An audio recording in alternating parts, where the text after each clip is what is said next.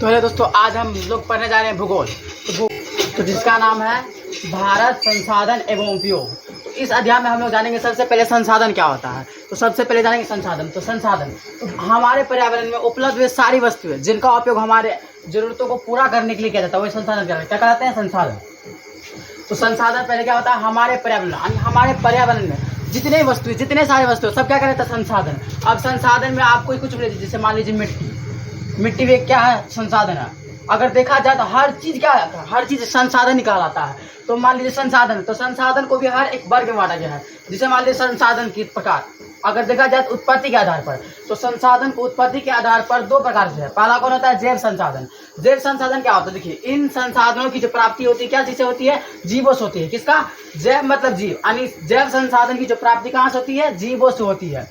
तो सबसे पहले देखिए संसाधन। तो संसाधन की यानी संसाधन, आखिर अगर आपसे पूछा जाएगा संसाधन को परिभाषित किए या तो संसाधन किसे कहते हैं, तो संसाधन मतलब क्या, देखिए हमारे पर्यावरण में जितनी वस्तुएं उपलब्ध है और हम उसका क्या करते हैं, प्रयोग करते हैं। और उसका प्रयोग करते हैं किसके लिए, तो हमारे जरूरतों के लिए। और वह वस्तु हमारे जरूरतों क्या करता है, पूरा करता है। इसीलिए क्या कर संसाधन कहलाता है। अगर आपसे पूछ लिया जाए कि संसाधन क्या कहलाता है, संसाधन वह होता है जो हमारी जरूरतों को पूरा करता है, आवश्यकताओं की पूर्ति करता है, उसे क्या कहते हैं, संसाधन कहलाता है। अगर देखा जाए संसाधन, देखिए अगर संसाधन को कई वर्गों में बांटा गया, देखिए उनकी उत्पत्ति के आधार पर कितना होता है, उत्पत्ति के आधार पर संसाधन होता है दो प्रकार का। पहला कौन, जैव संसाधन, अगला होता है अजैव संसाधन। जैव संसाधन क्या होता है, इन संसाधनों की प्राप्ति जीवों से होती है। जैसे मान लीजिए वनस्पति हो गया, पशु पक्षी, हर चीज क्या, हर चीज तो नहीं, उनकी वनस्पति मतलब क्या, तेल जितना होता है। और पशु पक्षी में आप जितना भी लीजिए, जानवर तनवर क्या होता है, ये सब होता है एक तरह से देख लीजिए जैव मतलब क्या, जीव से है। आखिर हम लोग भी एक तरह से क्या हो गए, जैविक संसाधन, क्योंकि हम लोग एक जीव है। अगर देखिए अजैविक संसाधन में आते हैं, अजैविक संसाधन क्या होता है, आप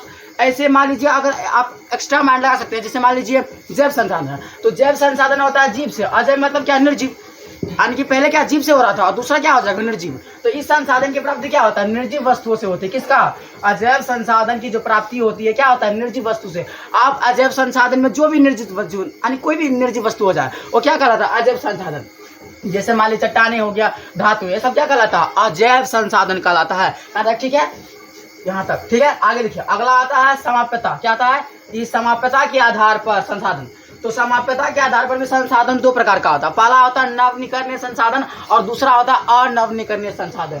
तो सबसे पहले जानेंगे नवनीकरणीय संसाधन होता क्या है। नवनीकरण संसाधन में कौन संसाधन आते हैं, आखिर नवनीकरण संसाधन किसे कहते हैं, आते हैं आपसे पूछ जाएगा। यानी कि समाप्यता के आधार पर संसाधन कितने प्रकार के होते हैं और उसके नाम लिखे। तो हम लोग जानेंगे सबसे पहले नवनीकरणीय संसाधन। तो देखिए नवनीकरण सीधा समझे क्या, हम जिसका कोई भी संसाधन, यानी कि ऐसे संसाधन जिसको हम दोबारा इस्तेमाल कर सकते हैं। यानी कि हम मान लीजिए अगर हम दोबारा इस्तेमाल करेंगे तो कैसे करेंगे, या तो भौतिक या तो रासायनिक विधि द्वारा करेंगे। उसी को हम ऐसे कर सकते हैं कि ऐसे संसाधन जिसे भौतिक या रासायनिक विधि द्वारा, यानी प्रक्रिया द्वारा दोबारा उपयोग में लाया जा सकता है, उसे क्या कहते हैं, नवनीकरणीय संसाधन कहलाता है। ठीक है, यहाँ तक क्लियर है। तो आपसे पूछ लिया जाएगा नवनीकरणीय संसाधन किसे कहते हैं, तो आप बता सकते हैं ऐसे संसाधन जिसे भौतिक या तो रासायनिक विधि द्वारा दोबारा प्रयोग में लाया जा सकते हैं, उसे क्या कहते हैं, नवीकरणीय संसाधन कहते हैं। जैसे मान लीजिए पवन ऊर्जा हो गया, सौर ऊर्जा क्या हो गया, ये सब होता है नवनीकरणीय संसाधन। क्यों, क्योंकि हम इसका कितना भी इसका इस्तेमाल कर लीजिए, इसका उपयोग हमेशा कर सकते हैं। क्यों, क्योंकि इसका जितना भी संसाधन है इसका कभी खत्म नहीं होता। क्यों, ये सब खत्म नहीं होता। अगला देखिए अनवीकरणीय संसाधन, इसको हम लिखे नहीं है लेकिन आपको बता सकते हैं। देखिए अनवीकरणीय संसाधन, एक बार फिर से बोल दे। देखिए यानी कि पहला चैप्टर है, चैप्टर कौन सा है, चैप्टर पहला है, चैप्टर पहला जिसका नाम क्या है, भारत संसाधन एवं उपयोग। और क्या है, विषय क्या है, भूगोल, बोले तो जियोग्राफी। ठीक है, तो जियोग्राफी में सबसे हम पहले क्या करते हैं, संसाधन। तो संसाधन क्या होता है, तो हमारे पर्यावरण में उपलब्ध सारी प्रत्येक वस्तु जो यानी हमारी जरूरतों को पूरा करती है, क्या करता है, संसाधन कहलाता है। ठीक है, तो संसाधन में हर चीज क्या संसाधन होता है, और लेकिन हर चीज संसाधन होता है। आप मान लीजिए कोई भी मान लीजिए आप वस्तु ले लीजिए, संसाधन है, मगर कौन सा संसाधन है, वो किस प्रकार के संसाधन में आता है। ठीक है, तो पहले हम पढ़े तो उत्पत्ति के आधार पर, उसके बाद समाप्यता के आधार पर। तो उत्पत्ति के आधार पर होता था जैव और अजैव संसाधन। जैव क्या होता था, ऐसे संसाधन जो जीवों से प्राप्त होता था, और अजैव क्या होता था, ऐसे संसाधन जो निर्जीव वस्तुओं से प्राप्त होता था। और समाप्यता के आधार पर क्या होता, दो। तो सबसे पहले हम नवनीकरणीय जान गए हैं, अब अनवनीकरणीय क्या होता है उसको जानेंगे। ठीक है, अनवनीकरणीय संसाधन क्या होता है। अगर आपसे पूछ लिया जाएगा, मान लीजिए आपसे पूछ लिया जाए कि इनमें से बताइए कौन सा नवनीकरणीय संसाधन है, क्या इनमें से कौन सा नवनीकरणीय संसाधन, आपको ऑप्शन दे दिया जाएगा। ए में दे देगा पवन ऊर्जा, क्या दे दिया, पवन ऊर्जा। और आपको बी में दे दिया गया सौर ऊर्जा, ठीक है। सौर ऊर्जा छोड़ दीजिए, आपको बोल दे कोयला दे दिया गया, क्या दे दिया गया, कोयला दे दिया गया। पेट्रोल सी में दे दिया आपको पेट्रोल, पेट्रोल।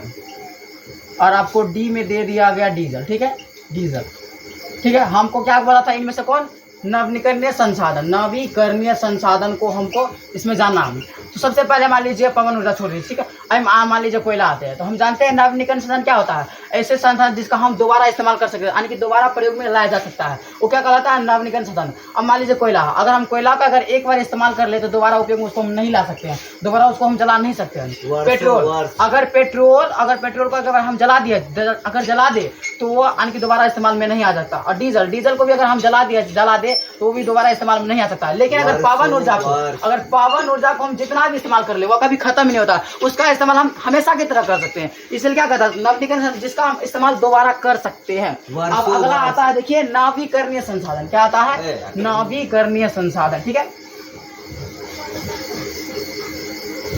क्या आता है, आणविकरणीय संसाधन,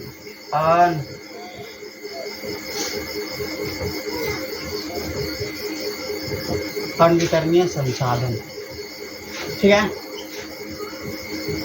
देखिए आणविकरण संसाधन क्या होता है, अगर देखा जाए तो अनवीकरण संसाधन को बनने में क्या होता है, अगर यहाँ लिख सकते हैं क्या, इन संसाधनों को बनने में, इन संसाधनों को बनने में क्या, इन संसाधनों को बनने में क्या करोड़ों वर्ष लग जाता है। क्या होता है, इन संसाधनों को बनने में करोड़ों वर्ष लग जाते हैं। अगर आपसे पूछ लिया जाएगा कि अनवीकरण संसाधन होता क्या, देखिए, जीवाश्म ईंधन जैसे हो गया, जीवाश्म ईंधन, खनिज, ये सब क्या है, खनिज, ये क्या होता है, अनवीकरणीय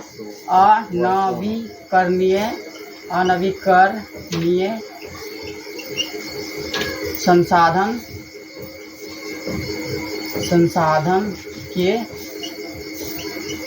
उदाहरण है।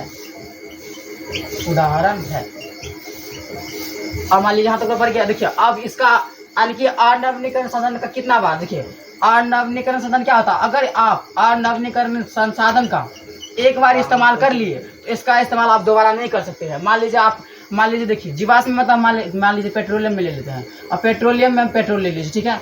अगर हम पेट्रोल को एक बार इस्तेमाल कर लिए तो दोबारा इसका इस्तेमाल हम नहीं कर सकते हैं। या तो कोयला ले लीजिए, या तो केरोसिन यानी जिसको बोलते हैं मिट्टी तेल ले लीजिए। अगर इसका अगर इस्तेमाल हम दोबारा यानी एक बार कर लिए तो इसका इस्तेमाल हम दोबारा नहीं कर सकते हैं, यानी या एक बार में इस्तेमाल सकता है। यानी ऐसे संसाधन जिसका हम उपयोग कर लिए तो उसका दोबारा उपयोग हम फिर से नहीं कर सकते हैं, वो क्या कहलाता है, अनवीकरण संसाधन कहलाता है।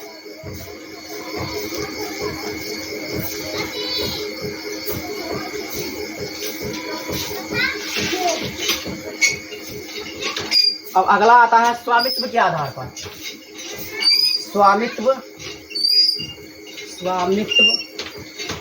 के आधार पर, ठीक है। तो अगर देखा जाए तो स्वामित्व के आधार पर संसाधन कितने होते हैं, 4 प्रकार के होते हैं। कितने, 4 प्रकार के। तो पहला होता है कौन, व्यक्तिगत संसाधन। क्या होता है,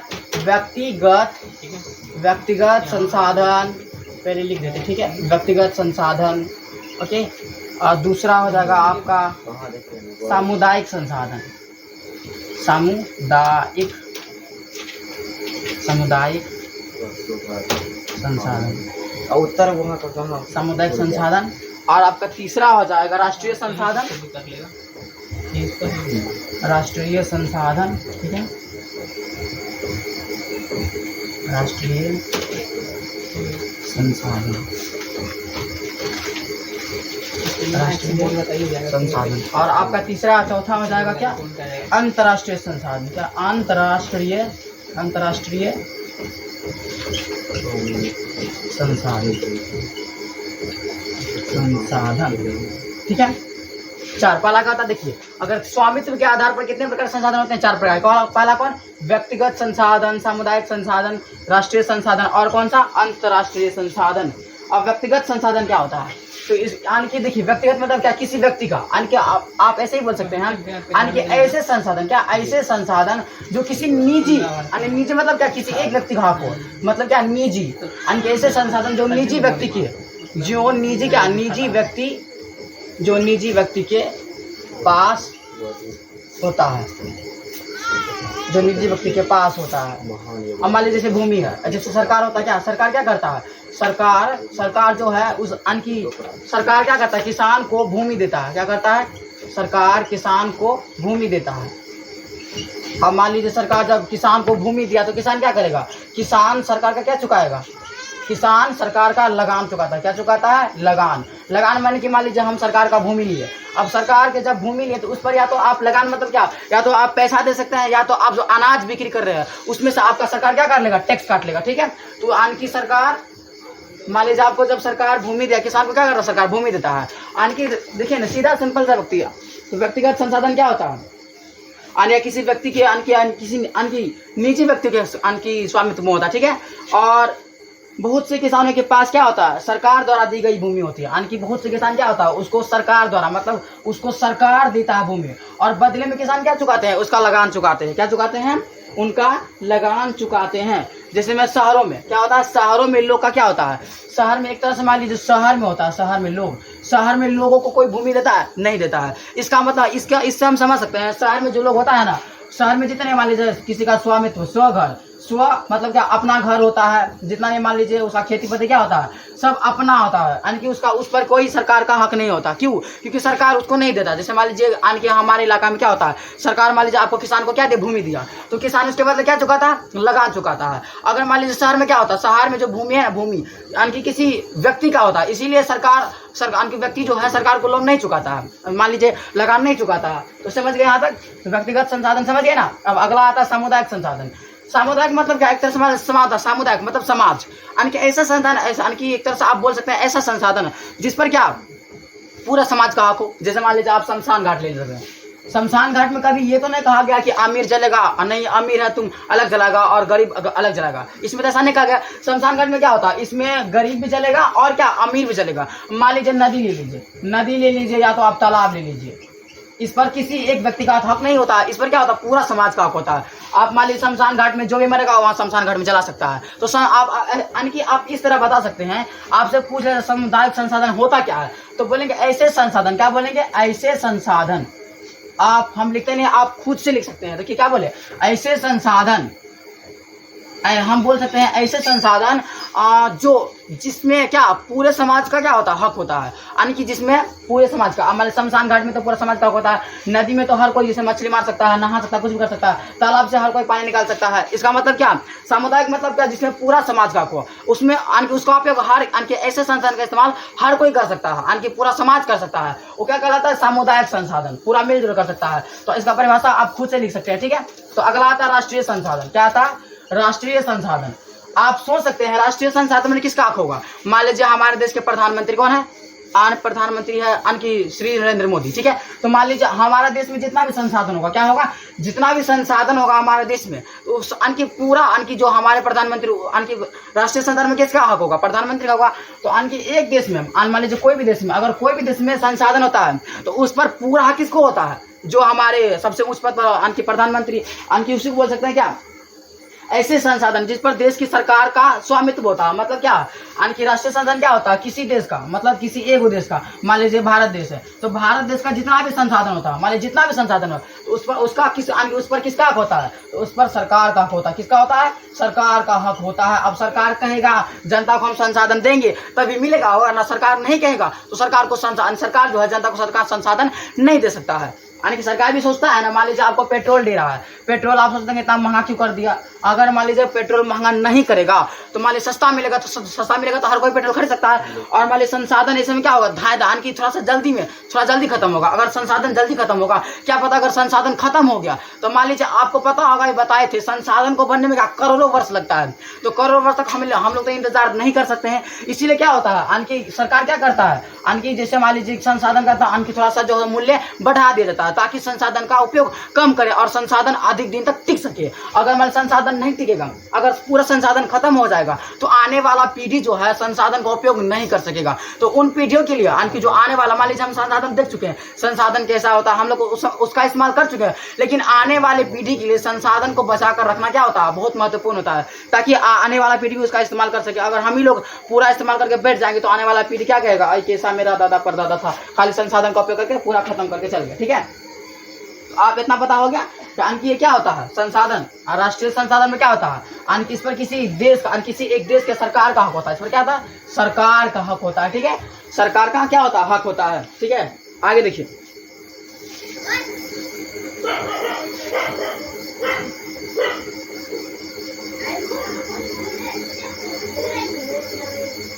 आप इसमें जैसे भी ले सकते हैं, जैसे मान लीजिए जल संसाधन हो गया, जल संसाधन। ठीक है, अब इसको ऊपर में मिटा सकते हैं। ओके, क्या बोले, जल संसाधन, जल संसाधन। आप कोई भी संसाधन ले, अभी आपको बताया कि जितना भी संसाधन क्या होता है, अगर मान लीजिए कोई भी देश में, मान लीजिए हमारे देश में, भारत देश में जितना भी संसाधन हो, किसके हक में होगा, तो सरकार के हक में होगा। सरकार जो चाहेगा वैसा होगा। तो मान लीजिए जन संसाधन, कोई भी संसाधन, जैसे मान लीजिए आप सुने होंगे रेल, तो रेल में क्या अभी बताए थे, हर चीज संसाधन है, बस उसको अलग अलग वर्ग में बांट दे, जैव संसाधन, अजैव संसाधन, नवीनीकरणीय संसाधन, अनवीनीकरणीय संसाधन, उत्पत्ति के आधार पर बस अलग अलग प्रकार से क्या बांट दिया गया है। जल संसाधन हो गया, पवन ऊर्जा, हर क्या था संसाधन होता है। अब आगे इसमें बोलता है क्या, तो आगे देखिए बोलता है क्या, जैसे मान लीजिए देश की सरकार का अधिकार होता है कि क्या होता है, देश की सरकार का अधिकार होता है कि मान लीजिए आपको पढ़े थे व्यक्तिगत संसाधन, क्या व्यक्तिगत संसाधन या तो सामुदायिक संसाधन पर क्या अधिग्रहण कर सकते हैं, क्या कर सकते हैं, अधिग्रहण मतलब क्या, इन दोनों पर अपना हक दिखा सकते हैं। लेकिन जो इन दोनों जो है, मान लीजिए व्यक्तिगत संसाधन और सामुदायिक संसाधन, इन दोनों मिलकर राष्ट्रीय संसाधन पर अपना हक जमा नहीं सकते हैं, क्योंकि मान लीजिए सामुदायिक संसाधन या तो व्यक्तिगत संसाधन किसी देश के अंदर आता है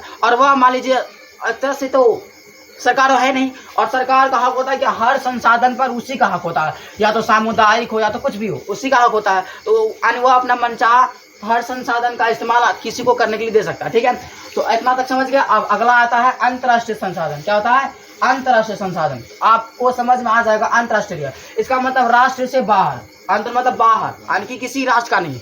आप ऐसे भी समझ सकते हैं, अगर अंतर्राष्ट्रीय ऐसे संसाधन होता है जिस पर किसी विशेष देश का नहीं, किसी देश का हक नहीं होता है, किसी देश का भी हक नहीं होता है।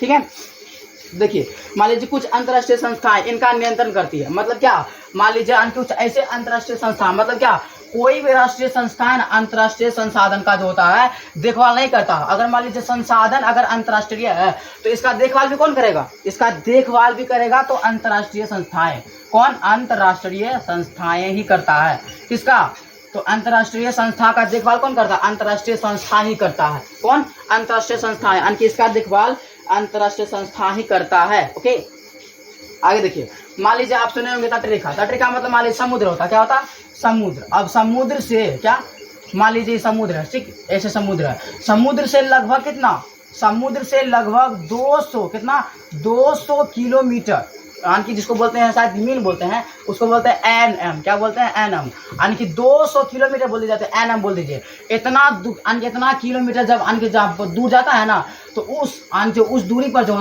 उतना दूर का किसी देश का हक नहीं होता है।